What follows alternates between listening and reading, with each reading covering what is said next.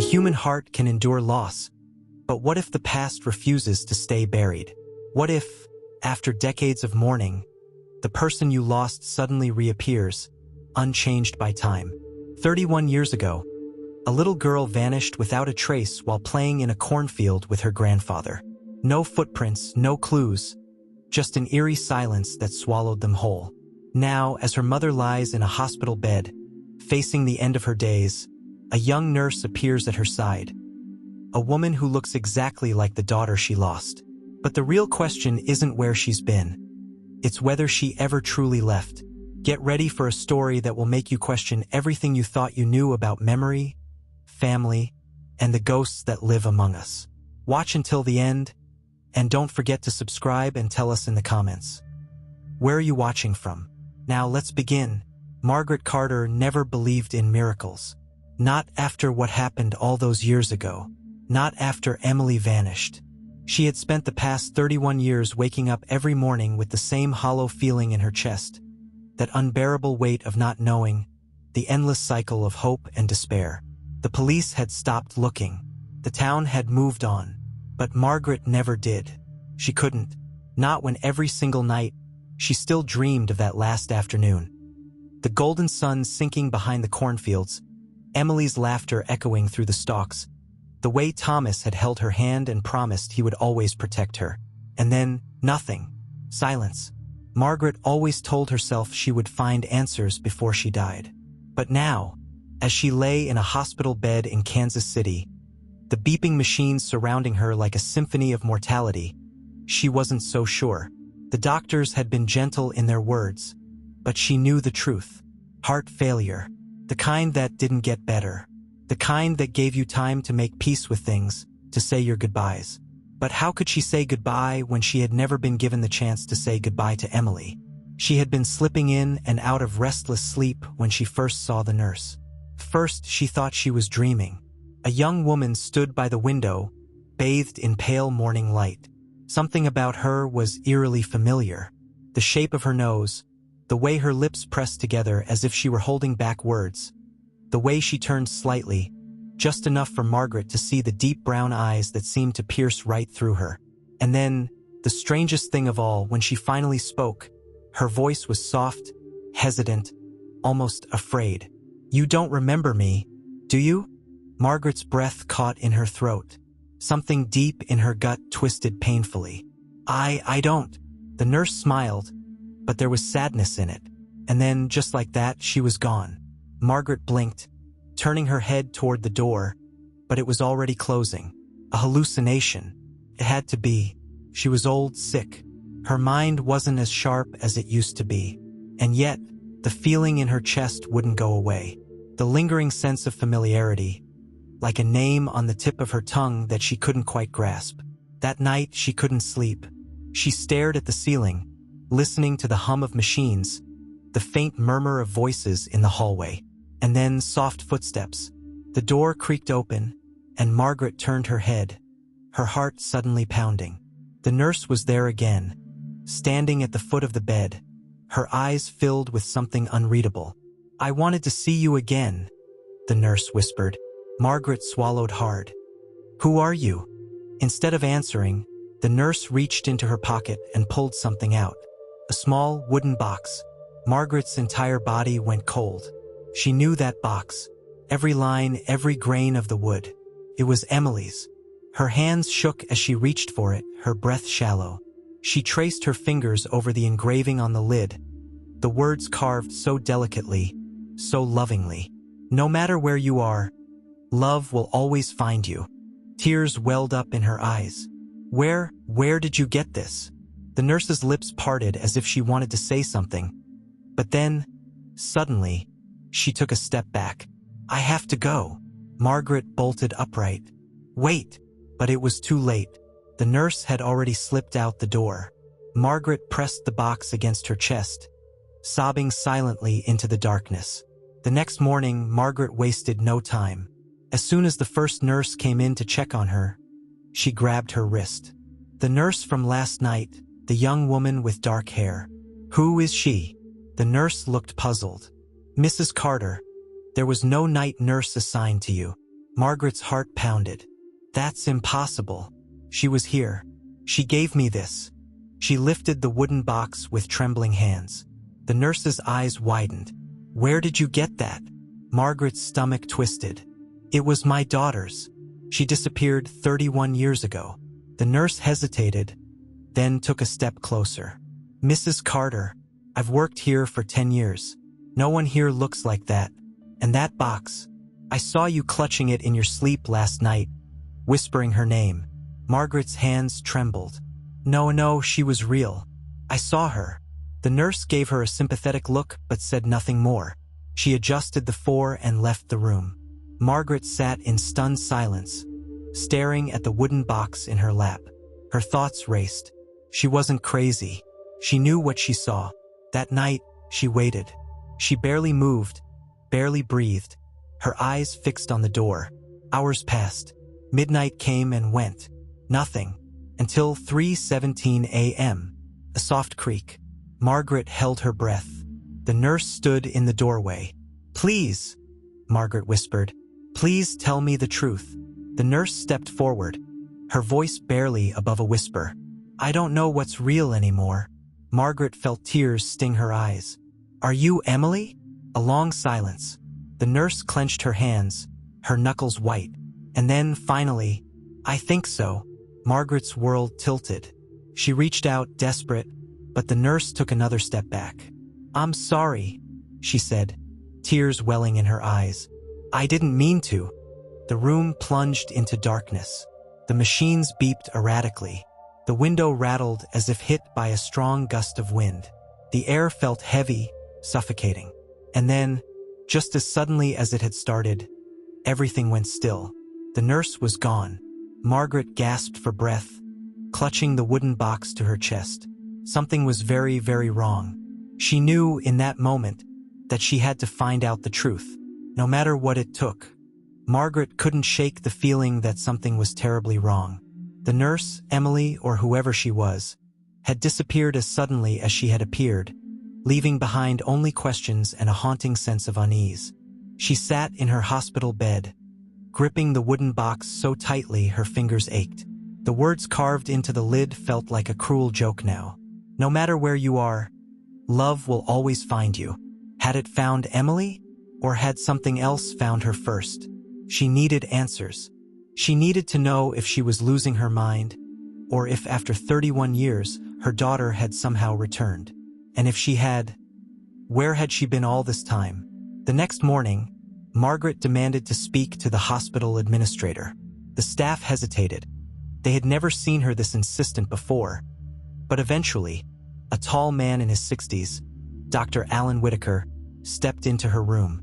He had the kind of tired, detached expression that came from decades of dealing with difficult patients, but Margaret didn't care. I need to see your employee records, she said without preamble. Dr. Whitaker raised an eyebrow. Mrs. Carter, may I ask why? There's a nurse here. Dark hair, brown eyes, mid-30s. She's been coming into my room at night. I need to know who she is. Whitaker frowned, exchanging a glance with the attending nurse. Mrs. Carter, I assure you, there is no one fitting that description on our staff. Margaret's heart clenched. That's not possible. I spoke to her, more than once. She gave me something. She lifted the wooden box as proof, but Whitaker's face remained unreadable.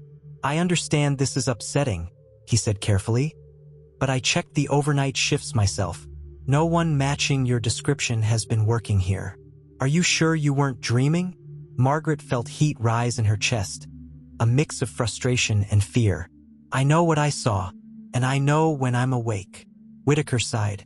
I don't doubt that you believe this, Mrs. Carter, but given your condition, sometimes stress can play tricks on the mind. Margaret wanted to scream. Instead, she took a deep breath. Fine, then show me the security footage. Whitaker hesitated. Margaret's fingers curled into the bedsheets. If you're so sure I imagined it, then there shouldn't be anything on the tapes. Show me. The silence stretched between them. Then, reluctantly, Whitaker nodded. I'll see what I can do. Hours passed, but Margaret didn't rest. She kept playing every interaction with the nurse over and over in her head, searching for something she had missed, something that could explain what was happening. And then, just after lunch, Whitaker returned with a laptop in hand. He pulled up the security footage from the previous night and set it on the small table beside her. "Let's take a look." Margaret's pulse pounded as the black and white footage played. The camera in her hospital room captured every moment. The way she lay awake, staring at the door. The way she suddenly sat up, reaching for something unseen. The way her lips moved, as if she were speaking to someone. But the door never opened. No one else was in the room. Margaret felt her blood run cold. No, that's not right. She was here. Whitaker studied her, concern evident in his eyes.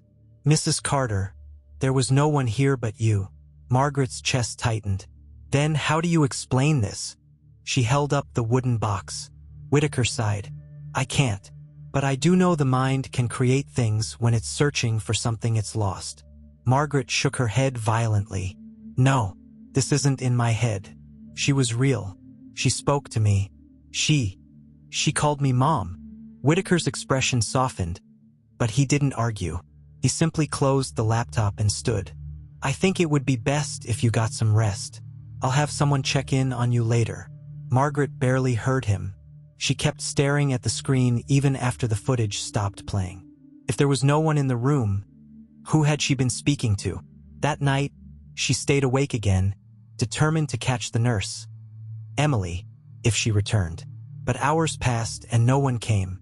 Until 2:46 a.m., Margaret felt it before she saw it. A shift in the air, a feeling of being watched. And then the voice, soft, familiar. "Mom!"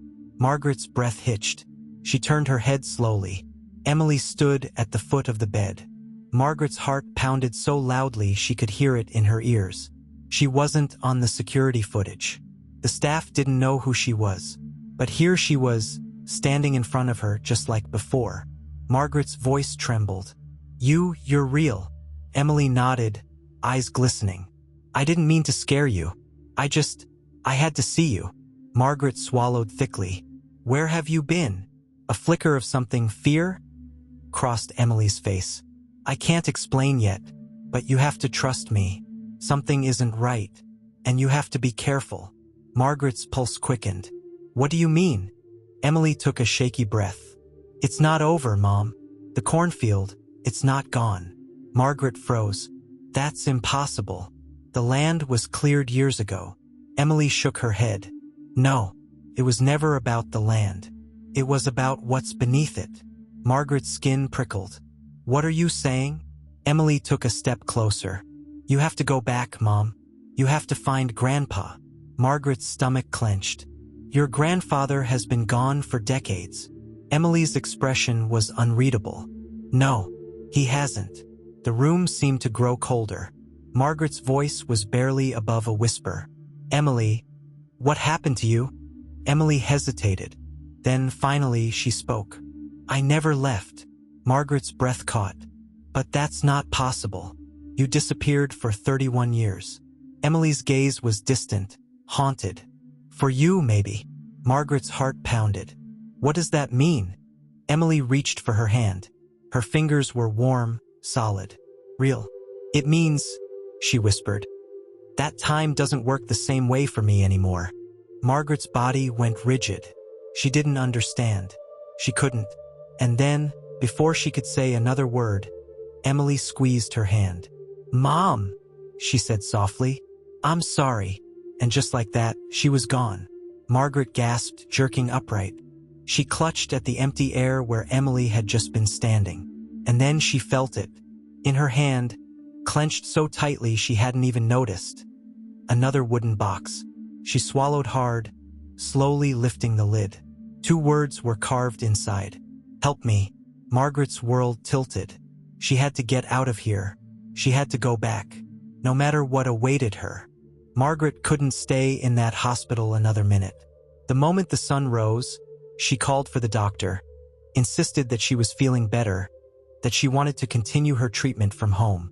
Dr. Whitaker looked at her skeptically but didn't argue. Perhaps he thought it was pointless to fight against a dying woman's last wishes. Within hours, arrangements were made, and by the afternoon, Margaret found herself sitting in the back seat of a taxi, clutching the second wooden box in her lap, tracing her fingers over the words carved inside. "Help me." The city faded into open roads and endless stretches of farmland. The closer she got to Willow Creek, the tighter her chest felt. She had sworn she'd never return. The town held nothing for her but ghosts, memories of laughter that turned into silence, hope that turned into sorrow. But Emily, if that was really her, had told her to go back. And the words on the box. If there was even the smallest chance that her daughter needed her, Margaret had no choice. The taxi pulled up in front of the house she hadn't seen in over a decade. The paint was peeling, the porch sagging with age, but it was still there, just as she had left it. "Do you need help with your bags, ma'am?" the driver asked. Margaret shook her head. "I won't be staying long." She stepped out, gripping the box, her cane pressing into the gravel. The air smelled the same, earthy, with a faint trace of corn even though the fields had been cut down years ago. But something about it felt wrong, heavier. She could almost hear whispers in the breeze. Inside, dust covered every surface. The furniture sat exactly where it had been left, frozen in time. Margaret took slow, deliberate steps through the house, each one feeling like a step into the past.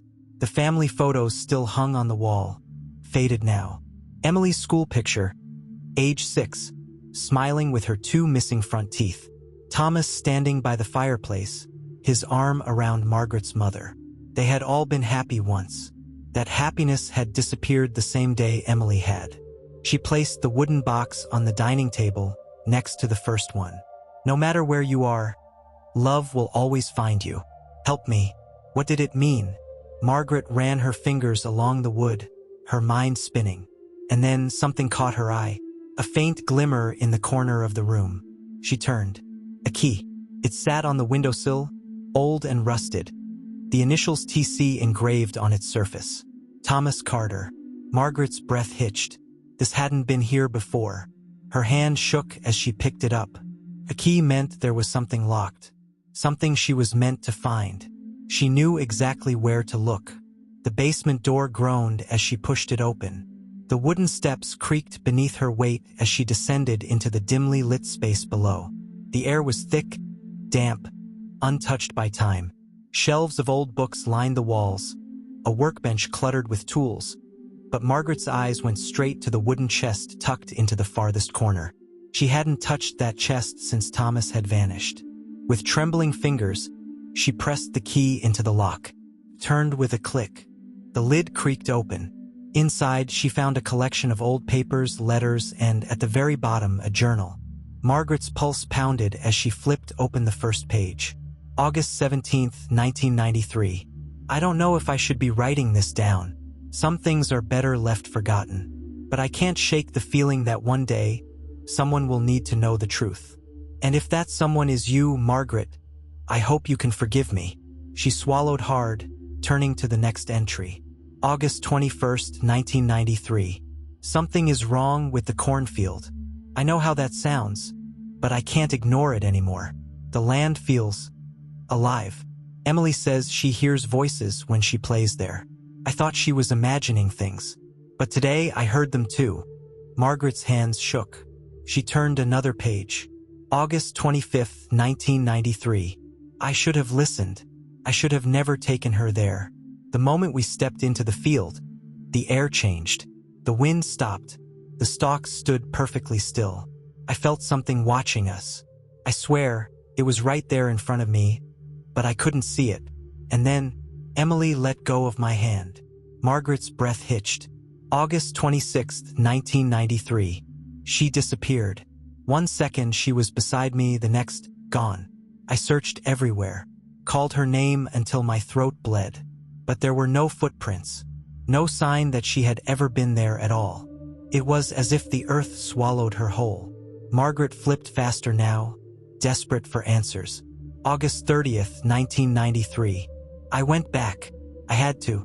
And that's when I saw it. The well. The one that shouldn't be there. It was hidden deep within the corn. a place that had never been there before. And when I looked inside, I heard her, Emily, calling for me. Margaret's vision blurred. September 1st, 1993. I'm going down there. If I don't come back, Margaret, know that I tried. Know that I love you. And please, if you ever find this, don't go looking for me. The final page was smeared, as if it had been caught in the rain. September 2nd, 1993. It's not what I thought. It's not a well. It's a door. And once you go through, you don't come back the same. Margaret's hands went numb. The journal slipped from her fingers, hitting the wooden floor with a dull thud. It wasn't just Emily who had vanished that day. Thomas had gone after her. And somehow, after 31 years, they were still calling out to her. A sudden creak upstairs made Margaret jerk her head toward the basement steps. She wasn't alone. Slowly, cautiously, she climbed back up, gripping the wooden railing. The living room was empty, the house silent, but the front door was open. And just outside, standing in the overgrown grass, was Emily. Margaret's breath caught. Emily! Her daughter turned, eyes filled with something unreadable. You found it, she said softly. Margaret nodded. What happened to you? Emily hesitated. Then she took a step closer. You have to see for yourself. Margaret's body tensed. See what? Emily glanced toward the horizon. The empty field, where the cornfield used to be. Mom, she whispered. It's still there. You just can't see it. Margaret's knees went weak. She had spent 31 years searching for the truth. Now the truth had come for her. Margaret stood frozen on the porch, her breath shallow, heart pounding as Emily's words echoed in her mind. Still there. You just can't see it. The field before her was empty, just a stretch of barren land where the cornfield once stood. But something about the way Emily said it made her stomach churn. Margaret had spent the last 31 years searching for answers, and now, she wasn't sure she was ready to hear them. Emily's expression was unreadable, her brown eyes shadowed by something Margaret couldn't quite place. Fear?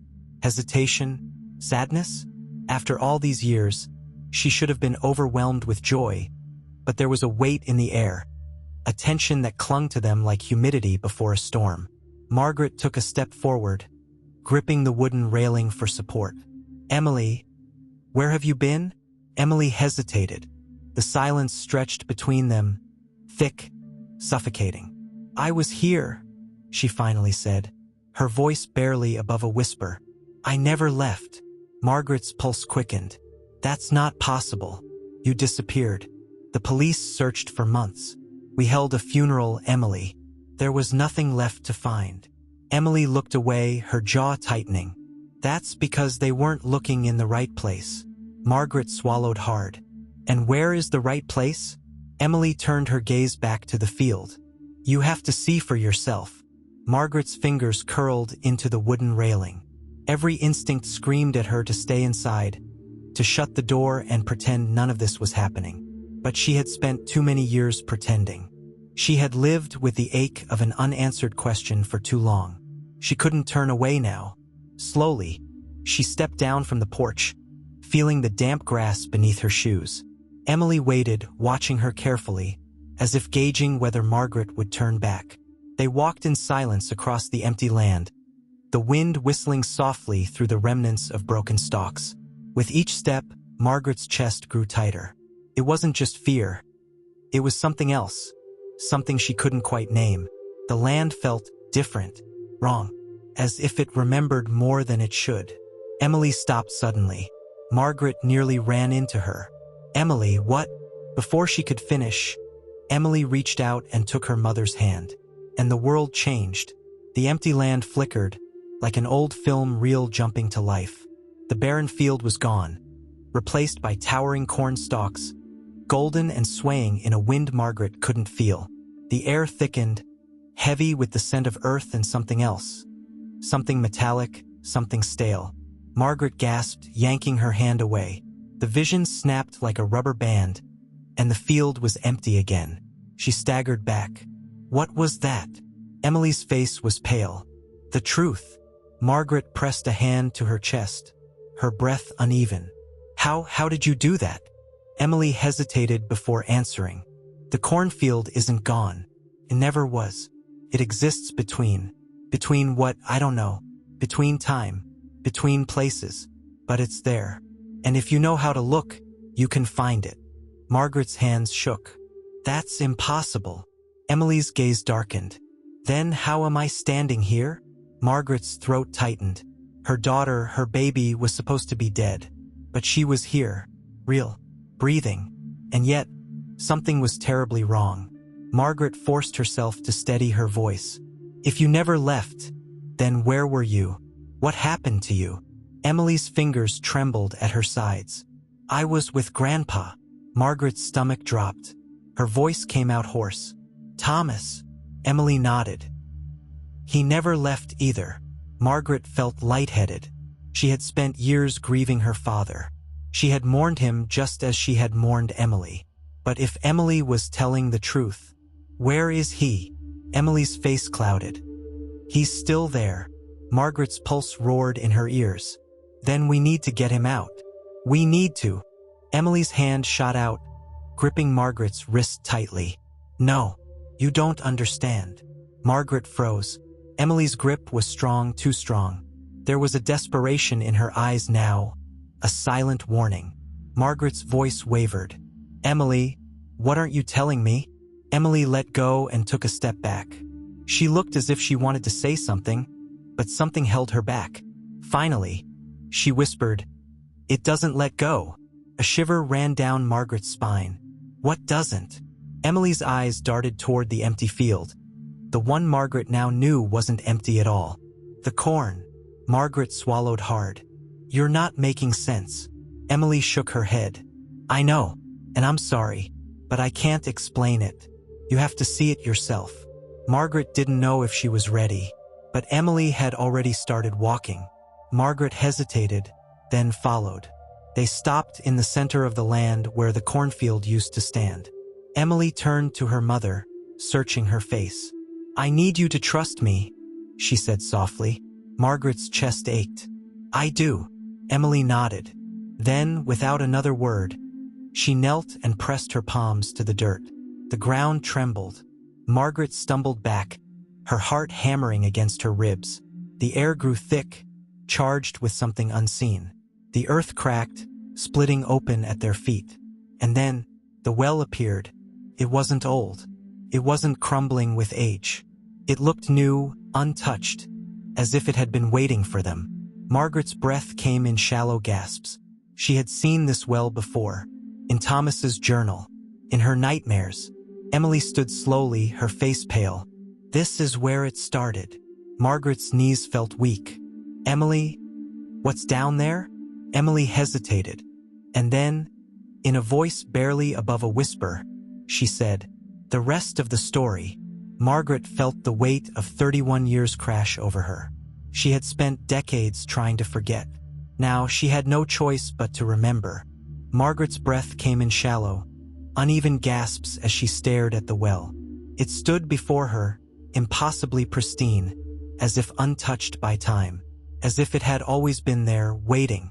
Her mind screamed at her to turn away, to pretend she never saw it, to close her eyes and let the past stay buried where it belonged.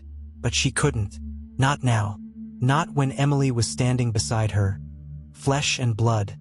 Impossibly real after 31 years of emptiness. She swallowed hard. Emily? Her voice cracked. What's down there? Emily's gaze was distant, haunted. The truth. Margaret's pulse roared in her ears. You're telling me that Grandpa Thomas is down there?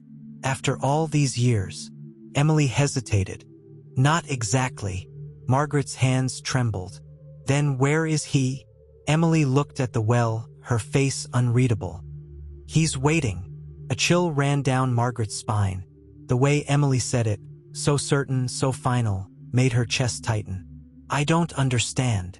Emily turned toward her, her brown eyes filled with something Margaret couldn't quite name. You will. Margaret's throat was dry. She should have been terrified. And she was. But beneath the fear, beneath the shock, there was something else clawing at her ribs. Hope. If Thomas had survived. If Emily had survived, maybe she hadn't lost them after all. Margaret inhaled sharply. What do I have to do? Emily hesitated for only a moment before she knelt beside the well, running her fingers along the smooth, gray stone. It felt out of place, new, untouched by time, as if the world around it had changed but it had remained the same. Margaret's breath caught as Emily pressed her palm against the stone. The well shifted. The earth trembled beneath their feet, a low rumble vibrating through the ground.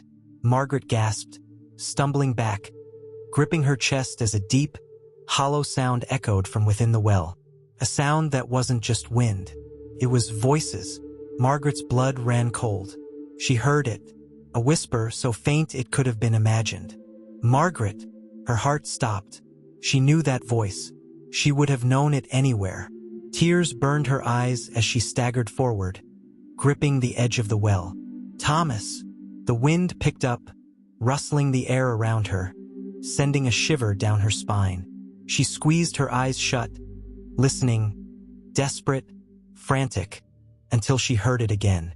Margaret, don't. Her breath hitched. Don't what? The whisper faded. Silence. Then Emily's voice, soft but steady. You have to go down. Margaret's eyes flew open. What? Emily met her gaze, her expression unreadable. You have to see it for yourself. Margaret shook her head, her pulse hammering. Emily, I don't know if I can. Emily took her hand, squeezing it gently. You can. Margaret stared at her daughter, her child, the girl she had lost, the woman who had somehow returned to her. And she knew, deep down, there was no turning back. Not now. Not when she was this close. Margaret inhaled sharply and nodded. Emily helped her climb over the edge, lowering her slowly, carefully, until Margaret's feet found the first stone ledge inside the well. The darkness swallowed her, thick and suffocating, but she didn't look down. She couldn't. Emily's voice was steady. Keep going. Margaret gritted her teeth, forcing her trembling hands to grip the stones. Step by step, she climbed lower, her breath shallow, her heartbeat echoing in her ears. The deeper she went, the colder it became. The air turned thick, damp, filled with something she couldn't place. Something heavy, something old. And then her foot slipped. Margaret gasped, her hands scraping against the rough stone, her body lurching downward. For a terrifying moment, she thought she was going to fall. But then, she landed. Hard ground. Not stone. Not dirt. Grass. Margaret's eyes flew open, and she was no longer in the well. She was standing in the middle of the cornfield. Her breath caught in her throat. The sky above her was dark, stormy, swirling with gray clouds that churned unnaturally. The corn stretched endlessly in every direction, golden stalks swaying without wind. Everything felt wrong. The air, the light, the silence. It was the same field she had known her whole life, except it wasn't. Margaret turned slowly, her heart pounding. Emily? No answer. She was alone. Panic surged through her chest. Emily! Her voice broke. Where are you? A rustling sound. Margaret spun around. A figure stepped out from between the stalks. Her breath caught. It was Thomas. He looked exactly the same as the day he had vanished. Same deep-set eyes, same salt and pepper hair, same gentle face she had memorized over decades of longing. But there was something in his expression, something distant, something hollow. Margaret's throat tightened. Thomas! He tilted his head slightly, studying her. You shouldn't have come. Tears burned her eyes. I had to. I thought you were dead. Thomas exhaled slowly. No, but I'm not alive either. Margaret felt the ground tilt beneath her. What does that mean? Thomas took a step closer, his voice quiet, almost mournful. You were never meant to see this place. Margaret's breath came in shallow gasps. What is this place? Thomas hesitated, his gaze flickering to the sky, to the swirling clouds that never seemed to move. The in-between. Margaret's stomach clenched. The in-between of what? Thomas's eyes darkened. Of everything. Margaret swallowed hard. None of this made sense. None of this could be real. And yet, She could feel the cool grass beneath her feet. She could hear the soft rustling of the corn. She could see the sorrow in Thomas's eyes. She took a shaky step forward. "Thomas, I don't understand. If you're here, and Emily is here, then why can't we just—" No, his voice was sharp, cutting through the thick air. "Emily shouldn't have brought you here." Margaret flinched. "She told me I needed to come." Thomas shook his head. "Because she doesn't know the truth." Margaret's pulse quickened. "What truth?" Thomas exhaled slowly. Then finally he whispered, "She's not the same Emily you lost." The world tilted. Margaret's mouth went dry. "What are you talking about?" Thomas's gaze was heavy, filled with something she didn't want to name. "Time doesn't move here like it does out there. The Emily you knew, the little girl you lost, she's gone, Margaret." Margaret's heart clenched. No, she's not. She came back to me." Thomas took another step forward, his voice so quiet she barely heard it. "She came back different." Margaret felt her entire body go cold, and for the first time since she had arrived, she was truly afraid. Margaret felt her chest tighten, her breath coming in short, shallow gasps. She came back different. Thomas's words echoed in her mind, each syllable slicing through her like a cold blade. It didn't make sense. None of this did. Emily was her daughter. She had found her. She was real. But now, standing in the middle of a cornfield that shouldn't exist, staring at a husband she had mourned for 3 decades, Margaret felt something she hadn't let herself feel in years. Doubt. She took a step back, shaking her head. "No, you're wrong. Emily is." Thomas's face was unreadable, his expression lined with something close to pity. "She's not the little girl you lost." Margaret's breath hitched. "Then what is she?" Thomas's silence was louder than any answer he could have given. Margaret swallowed hard. "I don't believe you." Thomas sighed. "I wish you didn't have to." Margaret's mind raced, trying to put the pieces together. If what he was saying was true, if this place wasn't just a place, if Emily had never truly left, then what had returned to her? Who had been standing in her hospital room, looking at her with those same brown eyes, calling her mom? Panic coiled in her stomach. She needed to get out of here. She needed to see Emily again, to touch her, to know that she was real, that she was hers. Margaret turned sharply, but Thomas's voice stopped her cold. "You can't leave." Margaret's fingers curled into fists. "Watch me."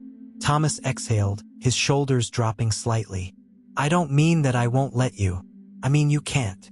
Margaret's pulse pounded in her ears. "I climbed into that well. I got here. There has to be a way back."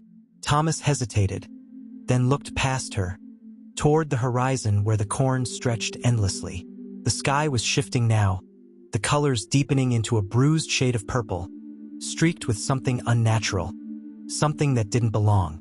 Margaret followed his gaze, and her stomach dropped. The well was gone. A fresh wave of fear crashed over her. "No!" Thomas's voice was gentle. "This place doesn't follow the rules of the world you left." Margaret's heartbeat roared in her ears. "Then how do I get back?" Thomas didn't answer. Margaret spun to face him, her voice shaking. "You got here somehow. Emily got here. There has to be a way." Thomas studied her for a long moment. Then, quietly, he said, "You already know the answer." Margaret's skin prickled. "What does that mean?" Thomas's face darkened. "The corn doesn't let go." A chill ran through her bones. She remembered the way Emily had said those same words just hours ago. The same quiet certainty, the same sorrow. Margaret's voice wavered. "What happened to you?" Thomas didn't speak at first. Then, finally, he looked at her with eyes full of something that made her stomach twist. "I went looking for her," he said simply. Margaret swallowed against the lump in her throat. Thomas continued, "When Emily disappeared that day, I didn't hesitate. I ran into the corn. I called her name until my voice was raw. I searched every inch of land I had known since I was a boy. And then, I found the well." Margaret's chest ached. Thomas's voice was distant now, like he was remembering something he wished he could forget. "I heard her calling me from inside. She sounded so scared. So small. His fingers twitched slightly, his expression pained. I didn't think. I climbed down. And when I reached the bottom, I was here. Margaret stared at him, waiting for him to go on. Thomas finally met her gaze. But time doesn't move the same way here. A day, a year, a lifetime. It doesn't matter. Margaret's knees felt weak. How long have you been here? Thomas was silent. Margaret's stomach turned. Thomas. His jaw tightened. I don't know anymore. Margaret felt the air squeeze out of her lungs. She had spent 3 decades grieving him, believing he was dead. But what if, in his world, it had only been weeks? Days? Thomas's expression softened. I never stopped looking for her. Margaret felt her eyes burn. Then why haven't you found her? Thomas hesitated. Because she isn't lost. Margaret's breath hitched.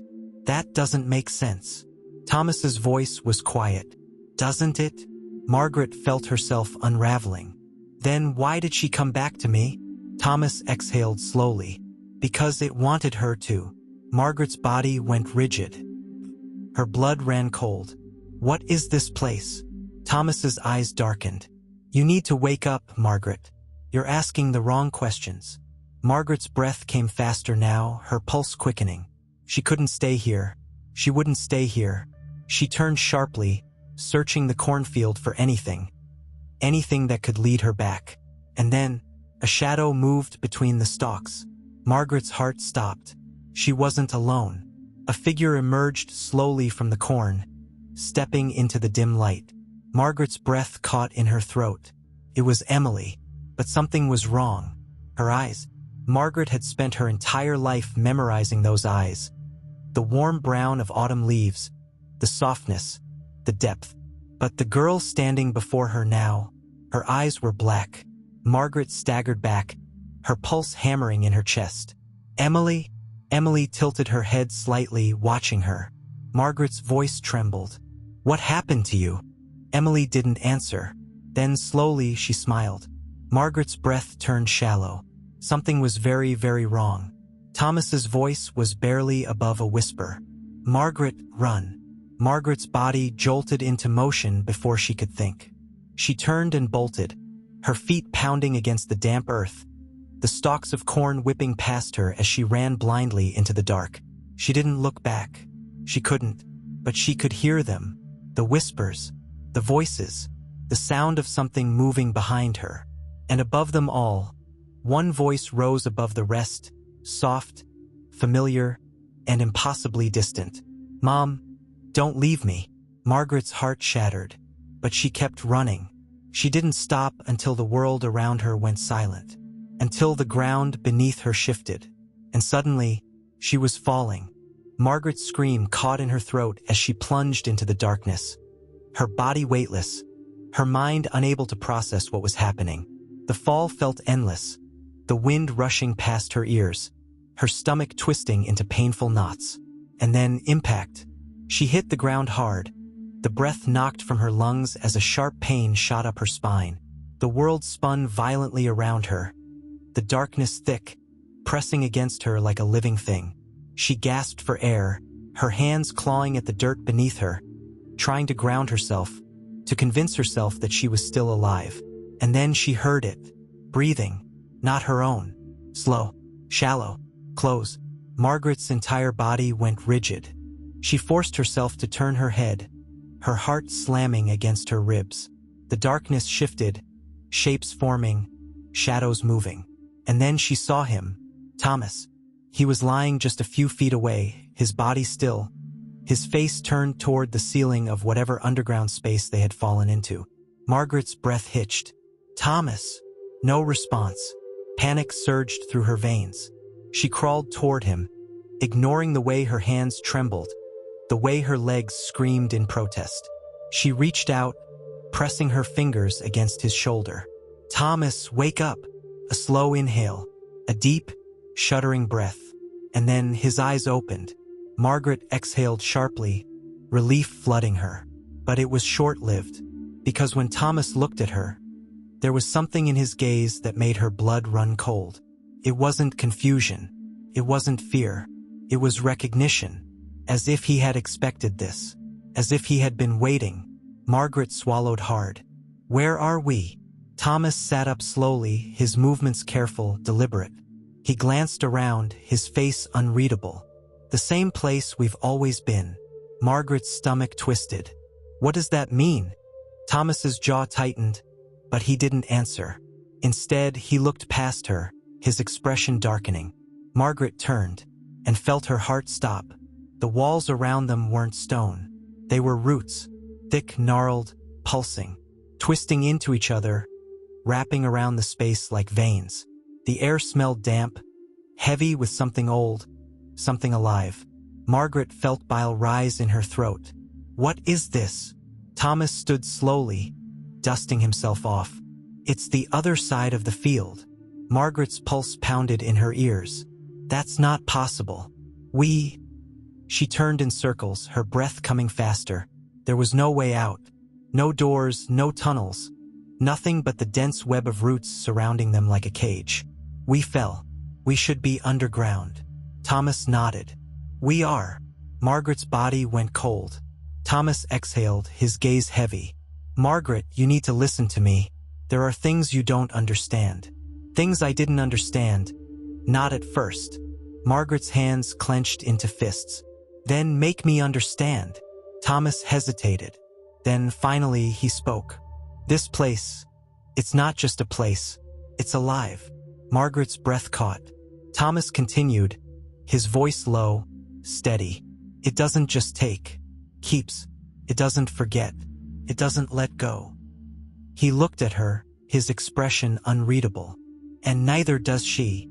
Margaret's stomach twisted painfully. Emily. Thomas nodded. Margaret's hands trembled. She's alive. She came back to me. Thomas's face darkened. Did she? Margaret felt something inside her crack. No, she whispered, shaking her head. No, you're wrong. I saw her. I held her. Her voice broke. She's my daughter. Thomas exhaled slowly. She was. Margaret felt her knees buckle. Stop saying that. Thomas stepped closer, his voice quiet. Margaret, listen to me. When I followed her into the cornfield that day, I thought I could save her. I thought if I found her first, I could bring her back. Margaret's chest ached. But you didn't. Thomas's eyes burned. No, because I was too late. Margaret shook her head, refusing to hear it, refusing to believe it. But Thomas wasn't done. When I found her, he said softly, she wasn't alone. Margaret's breath hitched. Thomas's gaze darkened. Something else was there. Something I couldn't see. Something I could only feel. The roots around them seemed to pulse. Margaret's stomach turned violently. Thomas's voice dropped lower. I tried to take her. I tried to pull her away. But she looked at me, Margaret. She looked at me. His voice broke. And it wasn't her anymore. Margaret felt something cold coil around her spine. Thomas's hands curled into fists. She didn't run. She didn't scream. She just smiled. Margaret shook her head violently. No. Thomas's jaw clenched. I don't know what it is. I don't know how it works. But I know this. His voice was firm now, solid. That thing that came back to you? It's not our daughter. Margaret staggered backward, her vision swimming. No, this wasn't happening.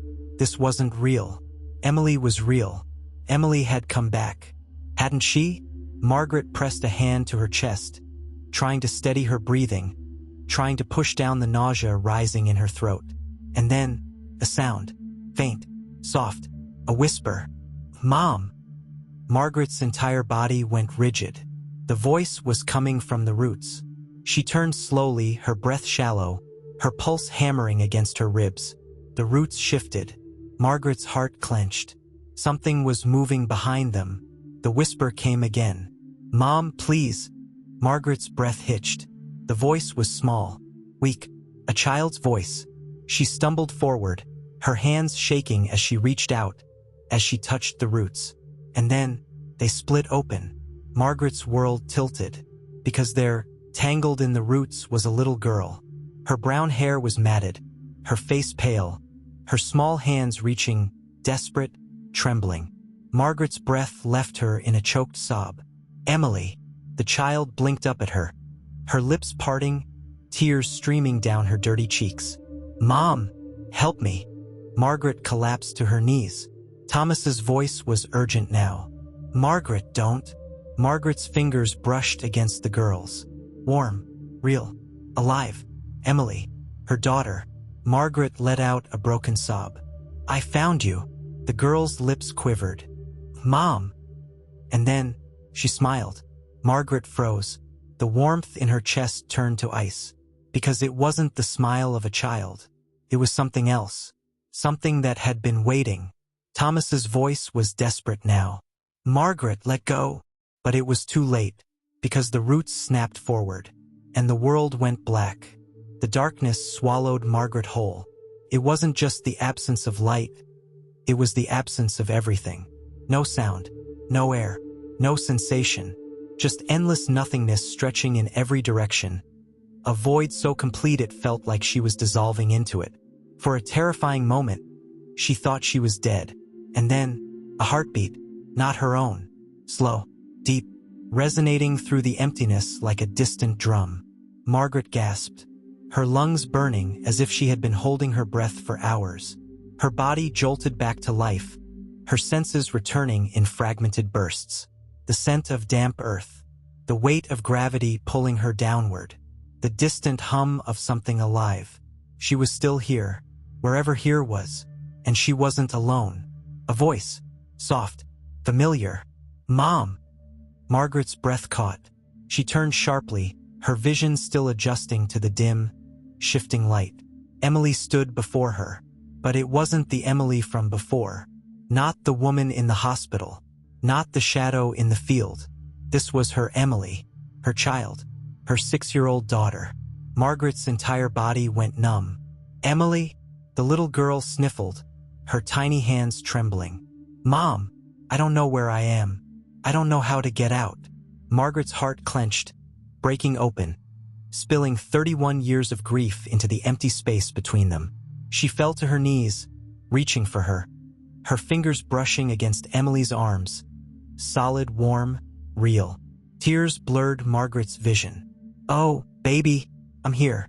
I've got you. Emily clung to her, burying her face in Margaret's shoulder, her small body shaking with quiet sobs. Margaret held her tightly, her mind racing. This had to be real. Felt real. The warmth of Emily's skin. The way her tiny fingers clutched at Margaret's sweater. The way she smelled of earth and wind and home.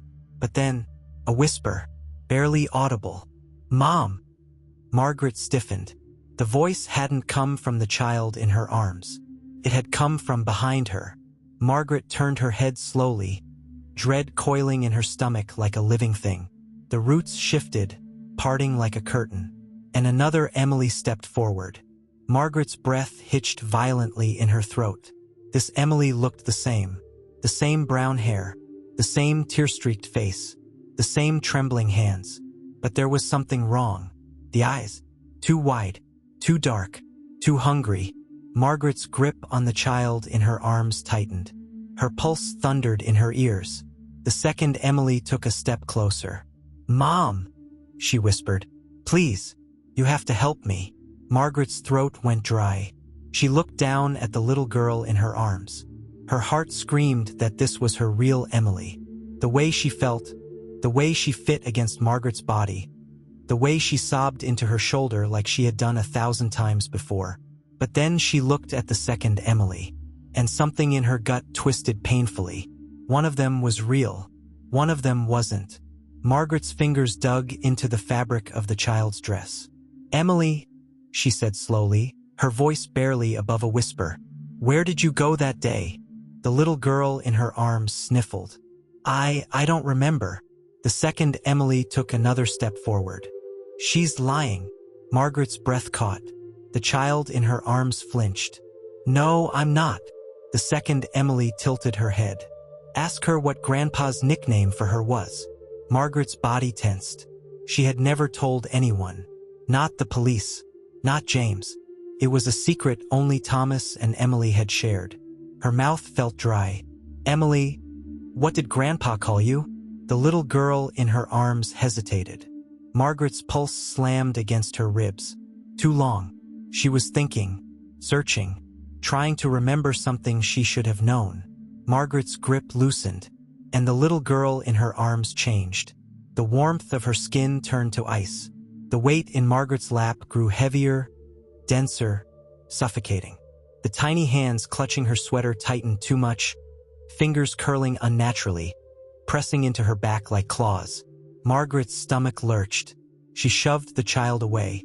The thing that wasn't Emily hit the ground, its limbs twisting, elongating, its small frame convulsing as it writhed against the dirt. Its skin cracked, splitting like dry earth, revealing something dark beneath, something that pulsed, that breathed. And then, it laughed, a deep, hollow sound, too large for such a small body. Margaret scrambled backward, her breath coming in panicked gasps. The second Emily, the real Emily, reached for her hand. "Mom, we have to go. Now." Margaret didn't hesitate. She grabbed her daughter's hand and ran. The air shifted violently around them, the ground trembling beneath their feet. The roots shuddered, curling inward like grasping fingers, the laughter echoing through the chamber, growing distorted, wrong. A voice slithered through the dark. "You almost found her, Margaret." Margaret choked on a sob. The well. She had to find the well. She ran blindly, gripping Emily's hand, dodging the roots that lashed out, reaching for her, trying to drag her back. The walls of the underground space began to collapse, the ceiling crumbling, the very fabric of this place unraveling. And then, a light, faint, distant. Margaret lunged toward it, her fingers tightening around Emily's, her lungs burning as she forced her legs to move faster. The well. It was there. She could see it. She didn't think. She didn't stop. She jumped. The world tilted. And then she was falling again. The rush of wind, the weightlessness, the sensation of being ripped through something unseen. And then, pain. Cold, damp earth beneath her. Margaret gasped, blinking against the blinding morning light. She was back. The field was empty. The well was gone. The air was still. And Emily, Margaret's heart stopped. Emily lay beside her, unconscious. Margaret scrambled toward her, her hands shaking as she pressed them to her daughter's face. "Emily, baby, wake up." A slow inhale, a shuddering breath. And then, Emily's eyes fluttered open. Margaret let out a broken sob. She pulled her daughter into her arms, clutching her tightly, burying her face into her hair. Emily's voice was weak, barely a whisper. "Mom." Margaret nodded, tears streaming down her face. "I'm here. I've got you." Emily let out a small, shuddering breath. Margaret rocked her gently, her body trembling. It was over. It was over. Or so she thought. Because then, Emily's fingers curled into her sweater. And softly, so softly, she whispered, "Mom, why is Grandpa still calling me?" Margaret's blood ran cold. Margaret's body went rigid, her breath catching in her throat. "Why is Grandpa still calling me?" The words slithered through her mind, wrapping around her thoughts like vines, suffocating, unrelenting. She tightened her grip on Emily, her fingers digging into her daughter's back, as if holding her tighter would keep her anchored to this world. But something was wrong. Emily's body was warm, solid. Her breath was steady against Margaret's neck. But the way she had whispered those words, so soft, so distant, as if she were hearing something Margaret couldn't, sent ice through her veins. Margaret pulled back, cupping Emily's face in her trembling hands. "Baby, what did you say?" Emily blinked slowly, her brown eyes hazy, unfocused. "He's still calling me?" She swallowed hard, her voice barely above a whisper. "He says I need to go back." Margaret's heart slammed against her ribs. "No." Emily flinched at the sharpness in her mother's voice. Margaret took a deep breath, trying to steady herself. She couldn't panic. Not now. Not when she had just gotten her daughter back. She brushed a strand of hair from Emily's face. "Sweetheart, listen to me. Grandpa is gone. He's been gone for a long time." Emily's fingers curled into Margaret's sweater. "No, Mom. He's not." Margaret's breath came fast, shallow. This wasn't real. They had escaped, hadn't they? Margaret turned her gaze toward the horizon, her eyes scanning the barren field where the corn had once stood. The morning sun had risen, casting a golden glow over the land, making everything feel normal, untouched by the nightmare they had just escaped. But Margaret knew better. She had learned long ago that the worst things hid in the light. She swallowed hard, forcing her voice to stay steady. "Emily, where's Grandpa?" Emily's small fingers twitched against the fabric of Margaret's sleeve. "He's not here." Margaret's pulse pounded. "Then where is he?" Emily hesitated. Then softly, "He's waiting." A cold shiver crawled down Margaret's spine. She shook her head, gripping Emily's arms. "No, we're not going back there." Emily's expression wavered, her lip trembling. "But..." "No," Margaret's voice was firmer this time. "You are here with me. That's all that matters." Emily looked down, her brows furrowed, confusion flickering across her face like a shadow. Margaret took her daughter's hands, squeezing them gently. "I need you to listen to me, okay? Whatever you're hearing, whatever you think Grandpa is saying, it's not real." Emily hesitated, then nodded slowly. Margaret exhaled in relief. She had her daughter. That was all that mattered. She stood, pulling Emily with her, her legs unsteady, her body aching from everything it had endured. But she didn't care. They were leaving. She didn't look back. Not at the empty field. Not at the place where the well had been. Not at the shadow that flickered at the corner of her vision. One she refused to acknowledge. She just kept walking. The house was exactly as she had left it. Dusty, quiet, frozen in time. Margaret locked the door behind her, bolting it, as if that would keep the past from following them inside. She led Emily to the couch, wrapping a blanket around her small shoulders before kneeling in front of her, brushing damp hair from her face. "Do you want some tea?" Margaret asked softly, her voice laced with exhaustion. Emily nodded slowly. Margaret pressed a kiss to her forehead, lingering there for a moment. Then she stood, making her way to the kitchen, her hands shaking as she filled the kettle. She had her daughter. She had her daughter. So why did it still feel like something was terribly wrong? Margaret squeezed her eyes shut, pressing her palms against the counter. She had spent 31 years mourning Emily, 31 years thinking she was gone forever. And now, after everything, she had her back. She would not let doubt steal that away from her. She wouldn't. A soft rustling sound made her stiffen. She turned slowly, her breath catching.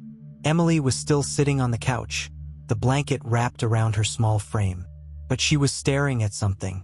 Margaret followed her gaze. Her stomach dropped. The wooden box. It sat on the coffee table, exactly where Margaret had left it before she had gone into the basement, before everything had unraveled. Shouldn't have been there. Margaret's throat tightened. "Emily." Emily didn't look at her. She reached forward, her small fingers tracing the engravings on the lid. The same engravings she had traced as a child, back when the world was still whole, before everything had been taken from them. Margaret's voice wavered. "Baby, don't open it." Emily's fingers paused. For a moment, neither of them moved. The house was silent, save for the soft ticking of the old clock on the wall. And then, Emily lifted the lid. Margaret took a step forward, her heart pounding. "Emily, no." Emily gasped.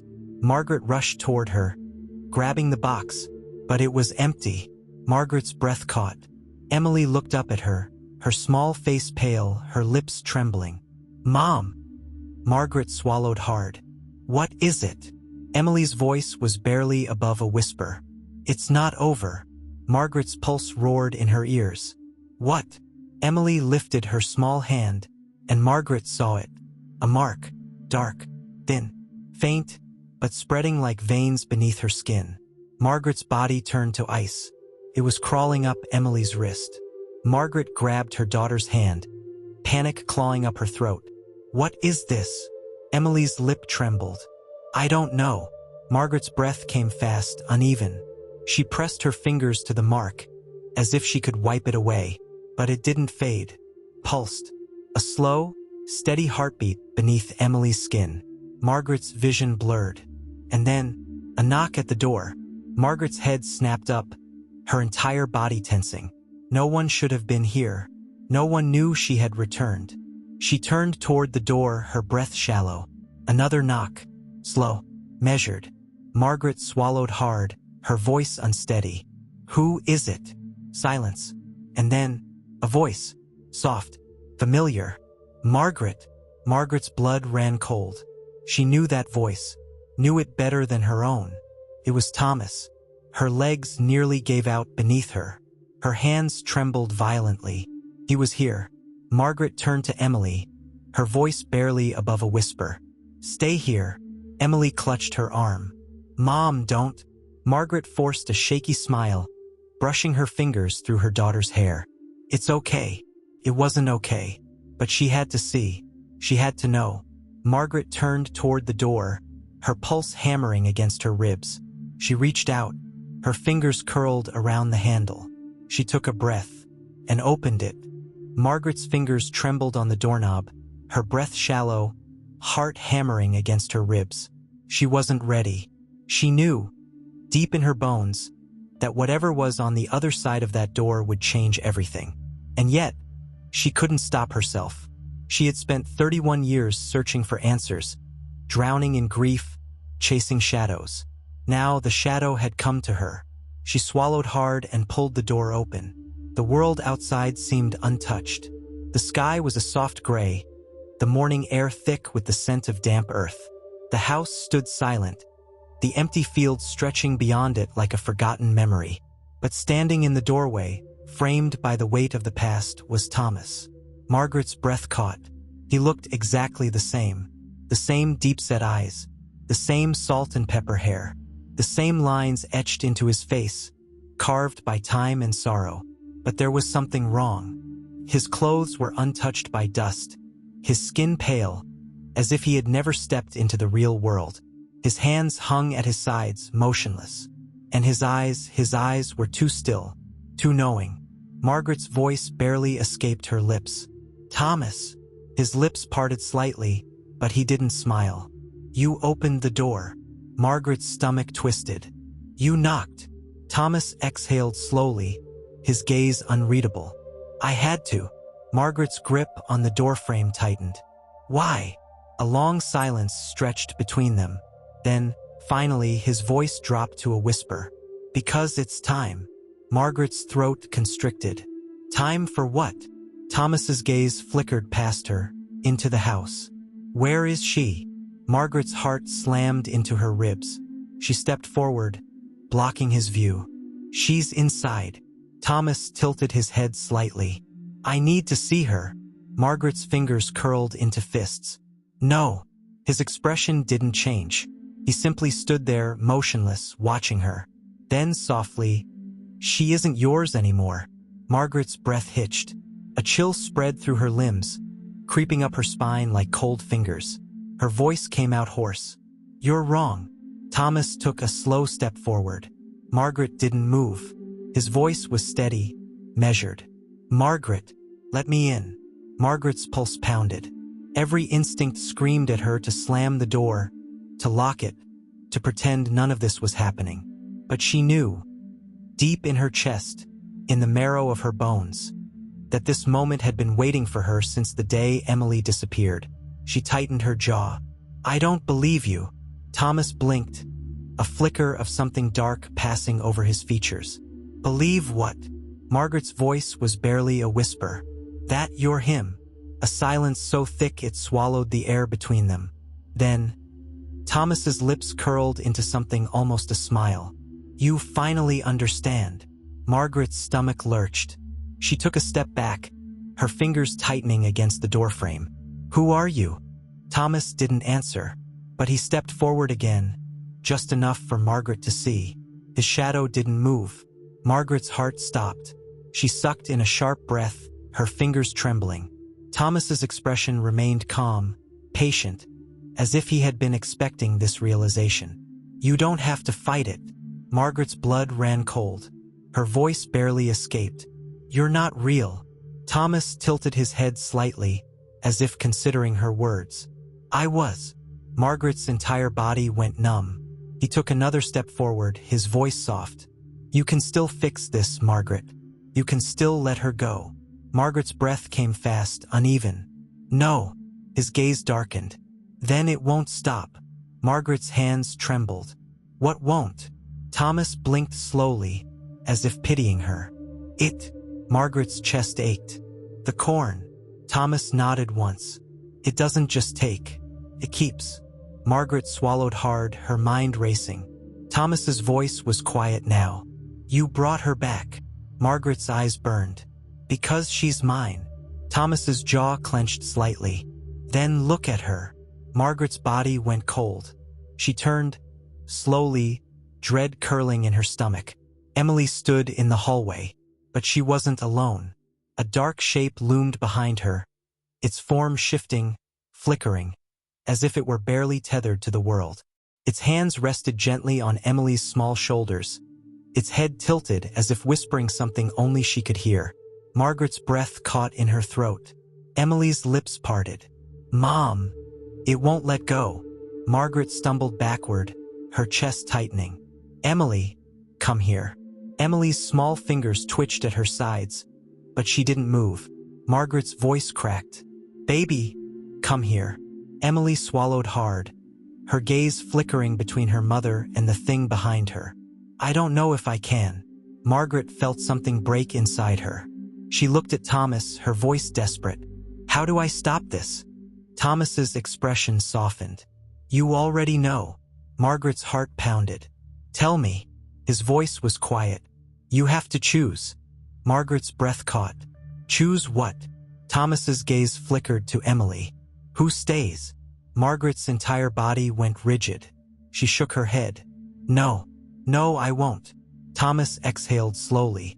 Then it takes both of you. Margaret's chest ached. She turned to Emily, her heart shattering. Baby, listen to me. I will not leave you. Emily's lip trembled. But if you stay, Margaret cupped her face. No, listen to me. You are mine. You are real. And I am taking you home. Emily's breath shuddered. Margaret turned back to Thomas, fire burning in her veins. If you were really him, you'd want that too. Thomas was silent. Then, he smiled. Not a warm smile, not a human one. And in an instant, he was gone. The darkness behind Emily collapsed. A wind roared through the house, shaking the walls, rattling the windows, pulling at Margaret's skin like unseen hands. She grabbed Emily, pulling her close, shielding her with her arms. And then, everything went still. The air settled. The house stood unmoving. Margaret's breath came in ragged gasps, her hands still clutching Emily as if the world might try to take her again. Emily's small fingers curled into Margaret's sweater. Mom! Margaret swallowed, pressing a kiss to her forehead. I've got you. Emily let out a shuddering breath. Is it gone? Margaret's pulse thrummed. She turned slowly. The door stood open. Beyond it, the field was empty. No well, no corn, no shadows, only light. Margaret exhaled, tears slipping down her face. It was over. She had won. She pulled Emily close, her fingers trembling, her heart full. And for the first time in 31 years, Margaret Carter let go of the past and stepped into the future.